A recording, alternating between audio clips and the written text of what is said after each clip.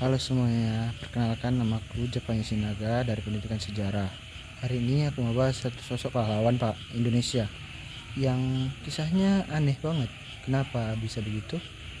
Nah, inilah dia Tan Malaka. Katanya dia adalah seorang pahlawan. Akan tetapi dia dibunuh oleh rakyatnya atau bangsa Indonesia itu sendiri. Padahal dia itu seorang politikus yang sangat berperan untuk membentuk kemerdekaan Indonesia. Dia dianggap berbahaya sampai harus dibunuh. Apakah itu benar? Yuk kita bahas. Atas penolakan Tan Malaka untuk tidak mau berada di pemerintahan dan menjadi elit politik di depan layar pun membuat pertentangan di petinggi pemerintahan pun semakin tajam. Akibatnya muncullah fraksi-fraksi baru dalam kepemimpinan Indonesia, yaitu Soekarno-Hatta, Syahrir Amir, dan Sudirman Tan Malaka. Dari sinilah kemudian kubu Tan Malaka dan Jenderal Sudirman mengambil jalan perjuangan sendiri.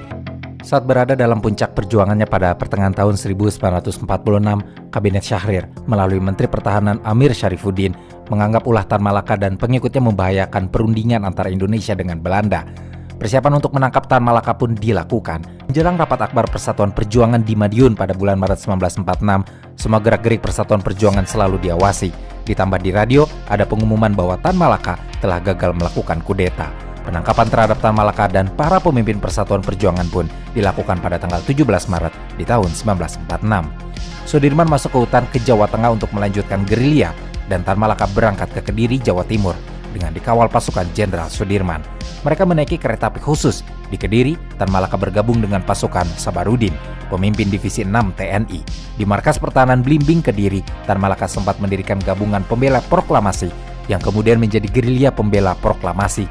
Di Kediri, Tan Malaka dan Sabarudin menghimpun rakyat melakukan gerilya.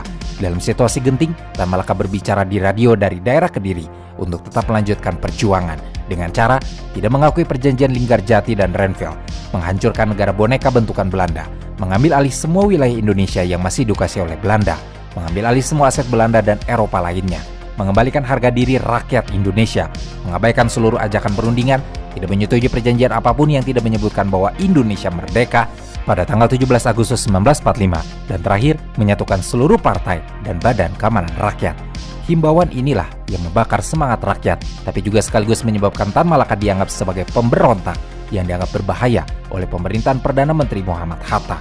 Ditambah saat itu Tan Malaka mengkritik sikap Kolonel Sungkono yang pengecut dan tidak memperdulikan kepentingan rakyat. Mendengar kritikan itu, Kolonel Sungkono selaku pimpinan Divisi Jawa Timur memerintahkan kepada Surahmat menyelesaikan persoalan ini, yang langsung diteruskan kepada semua anak buahnya. Sejak saat itulah Tan Malaka diburu oleh tentara negara yang dia bela mati-matian selama 30 tahun terakhir.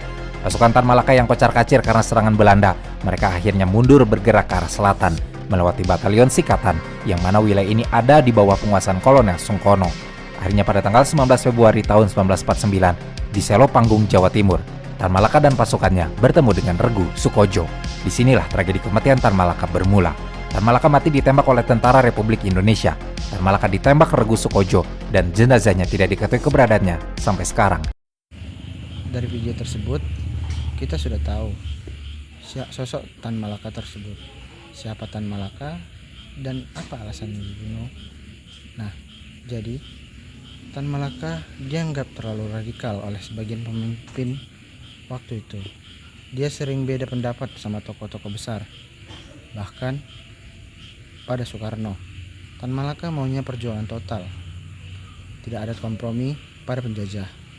Nah, karena pandangan yang keras, banyak yang anggap dia ancaman. Padahal kalau dilihat, kayaknya gak ada bahaya sama sekali. Bahkan dia yang digagaskan itu benar dan baik untuk Indonesia itu sendiri. Karena Tan Malaka ingin Indonesia benar-benar merdeka dengan perjuangan sendiri. Nah, akhirnya pada tahun 1949 Tan Malaka ditangkap lalu ditembak mati, bukan oleh Belanda. Padahal dia atau Tan Malaka tersebut itu melakukan perjuangan yang melawan Belanda. Tapi anehnya dia dibunuh oleh sesama bangsa Indonesia itu sendiri. Kasihan. Ironis? Tidak, tapi kejam. Orang yang berjuang buat politik Indonesia atau buat republik ini malah dihabisi oleh bangsa Indonesia itu sendiri. Kalau dipikir-pikir, Tan Malaka nggak berbahaya buat Indonesia. Malah dia yang mengusungkan untuk kemerdekaan total. Cuman cara pandang yang berbeda. Tapi karena politik penuh intrik, orang yang beda sering dicap musuh. Padahal tanpa tokoh seperti Tan Malaka, sejarah Indonesia mungkin gak seperti sekarang. Mungkin bisa berubah. Lalu Tan Malaka sebenarnya gak kayak yang tidak layak dianggap sebagai musuh, apalagi dibunuh oleh bangsa Indonesia sendiri. Karena Tan Malaka adalah pahlawan dengan pemikiran besar, tapi Tan Malaka dikalahkan oleh kepentingan politik. Sejarah ini ngasih pelajaran penting. Kadang bangsa sendiri yang justru mematikan pemikirannya sendiri. Tan Malaka sendiri sampai berjuang ke Belanda, ke Jerman untuk meningkatkan daya pikir politiknya untuk mendukung Indonesia. Akan tetapi, kenapa dia dianggap radikal sampai harus dibunuh? Apakah itu layak? Bagaimana menurut kalian? Jika benar Tan Malaka berbahaya, atau sebenarnya Tan Malaka adalah justru korban dari politik Indonesia itu sendiri? Aneh, tapi itulah faktanya.